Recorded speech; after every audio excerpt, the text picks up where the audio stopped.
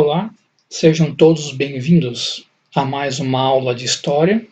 Eu sou o professor Elvis e hoje vocês irão aprender sobre a Grécia Antiga. O tema da nossa aula é a Grécia Antiga, uma outra civilização importantíssima, porque a nossa civilização atual, ela pegou muitas coisas dos gregos antigos. Muita coisa veio da Grécia Antiga.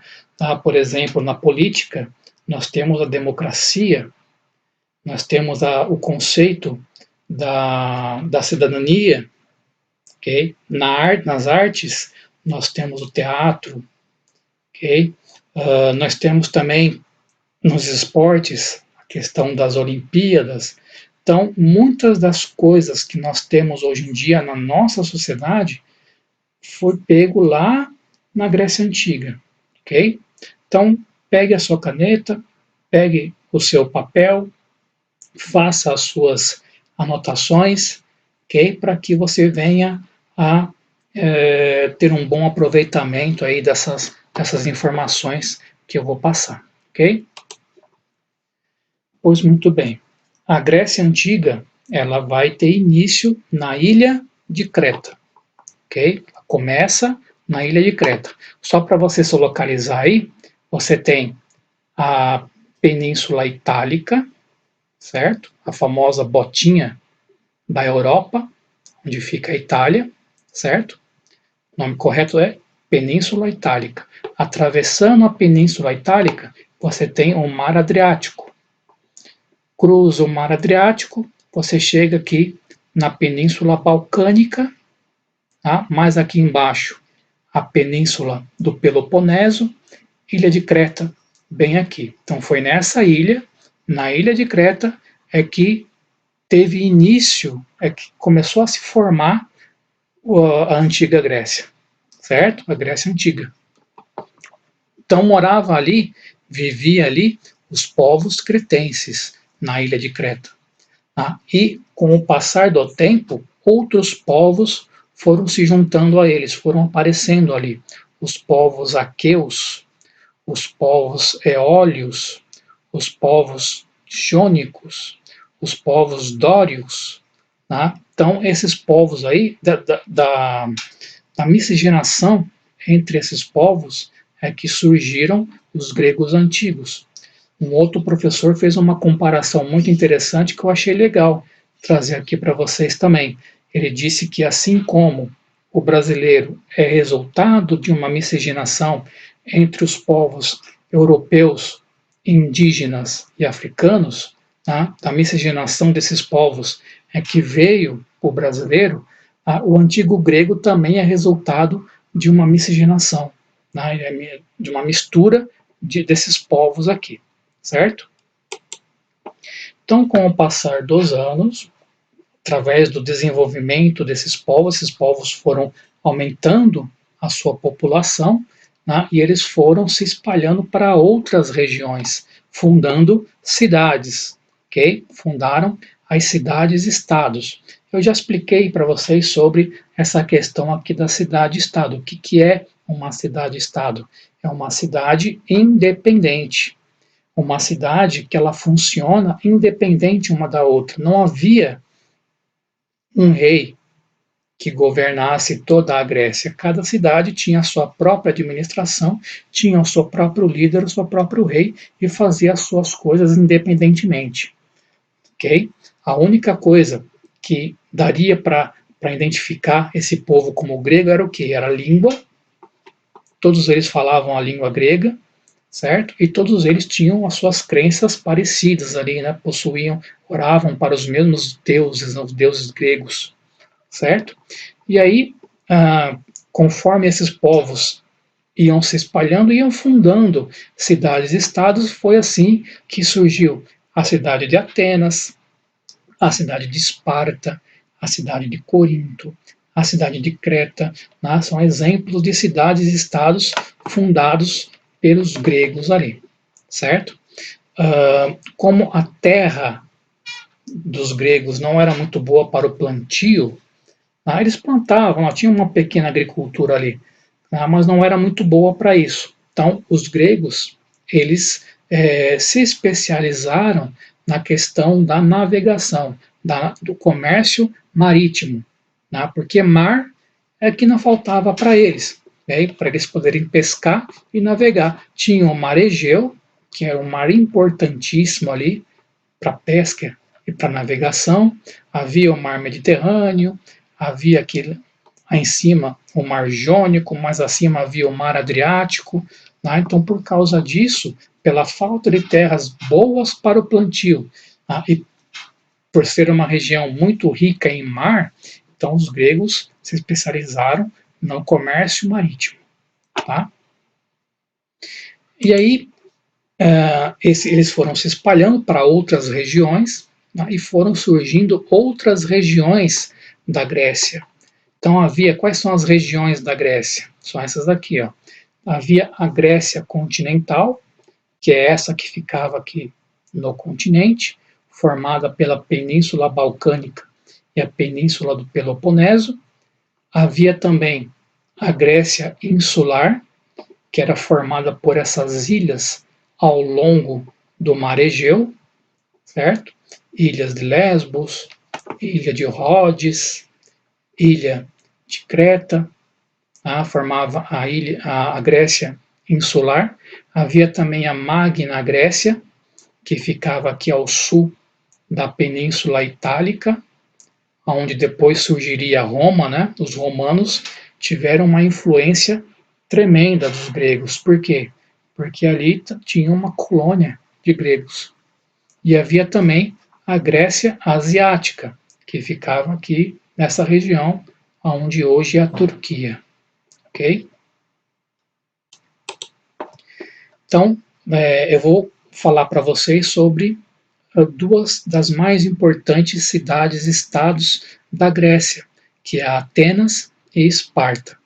Primeiramente, vamos começar aí com Atenas, ok? Atenas você pode ver aqui nessa imagem, nessa representação em imagem aqui, como era uma cidade bonita, bem estruturada, com magníficas construções. Você tem aqui o Templo de Atenas, né? E outras construções maravilhosas. Aqui no mapa você pode se localizar aí para você saber onde que era Atenas. Ficava aqui na Península Balcânica, bem aqui nessa região, ok?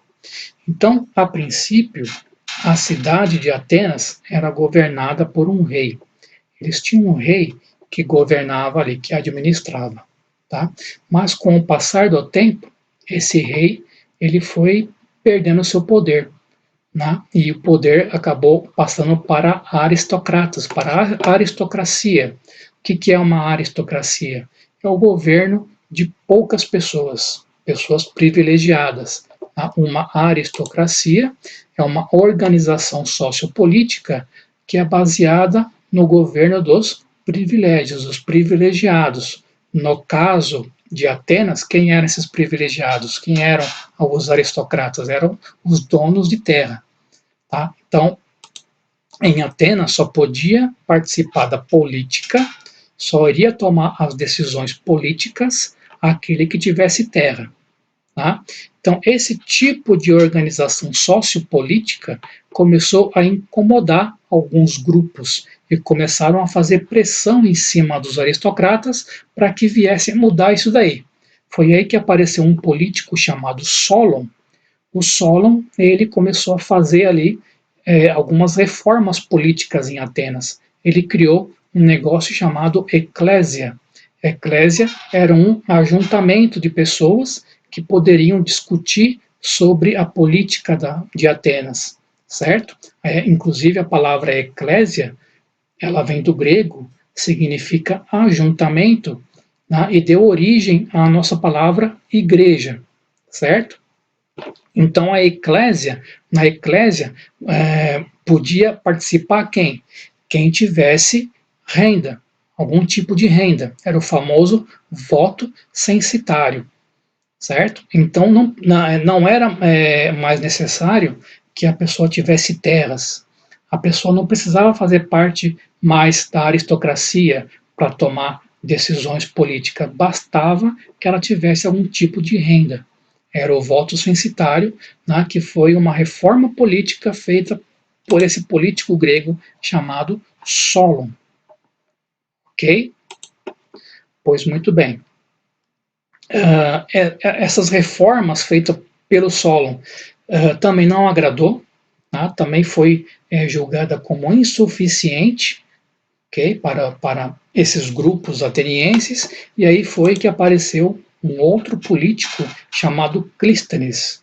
O Clístenes, ele aperfeiçoou aquilo que o Solon havia criado.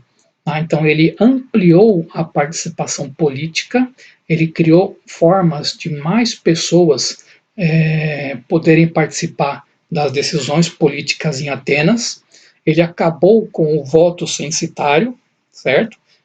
Ele, com essa reforma aqui, não era mais necessário que a pessoa tivesse rendas para participar das decisões políticas. Agora bastava que a pessoa fosse um cidadão ateniense. Tá? Então agora qualquer cidadão ateniense poderia agora participar das decisões políticas. Por isso, o Clístenes ele é considerado o pai da democracia, tá? Porque foi com ele foi onde o povo começou a poder participar da política, independente das suas posses, da sua renda. Democracia vem do grego, significa governo do povo. Demo significa povo e cracia significa governo, certo? Então, as principais características de Atena: democracia, governo do povo, a oratória, a saber falar em público, como o cidadão ele podia participar da política, então ele tinha que saber conversar, tinha que saber falar em público, convencer as pessoas por meio da palavra. Nisso que se baseia a oratório. Havia lá a ágora ateniense, essa construção aqui, né, que até hoje existe em forma de ruína, lá na Grécia, hoje é um ponto turístico, né, onde os gregos se reuniam para ficar lá orando, verbalizando sobre política, certo? E também a filosofia, saber pensar de forma ordenada. Para o ateniense era muito importante isso, tá?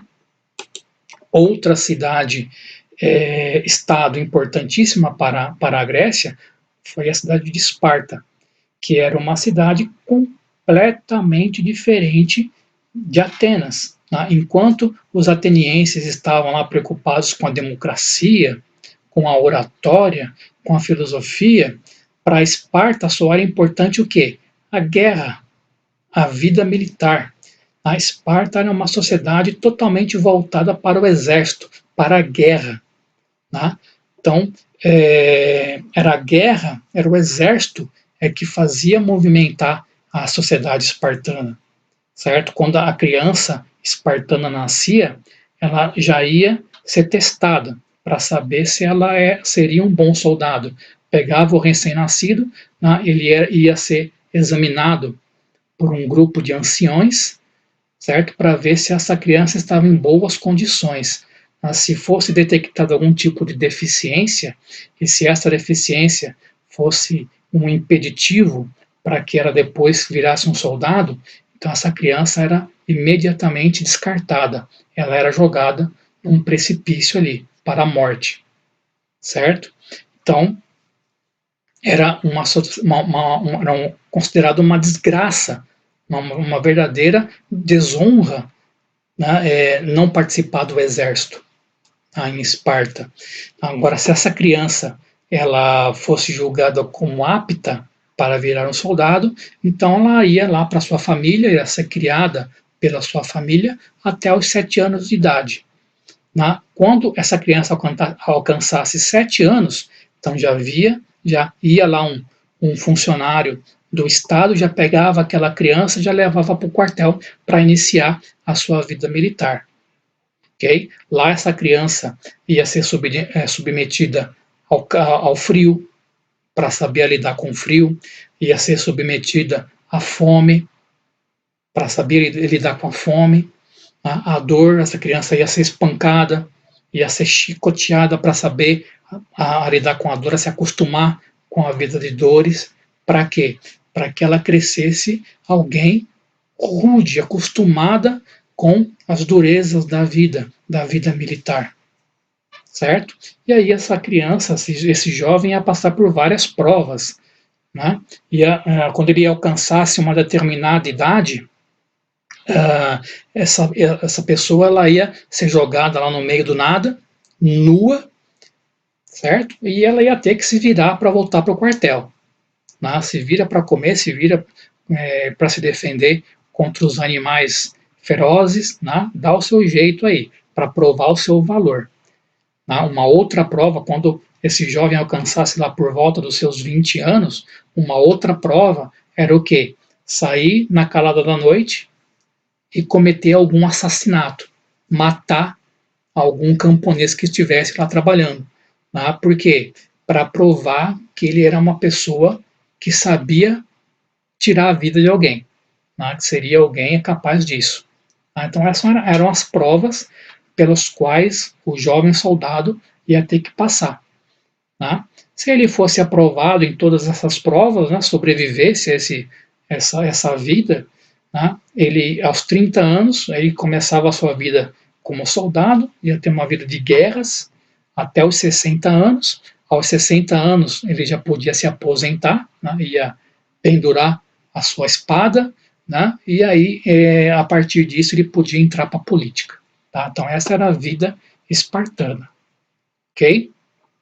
Então, esse foi apenas um resumo sobre a Grécia Antiga. Existe muita coisa para falar. Eu vou continuar esse tema da Grécia na próxima aula, certo?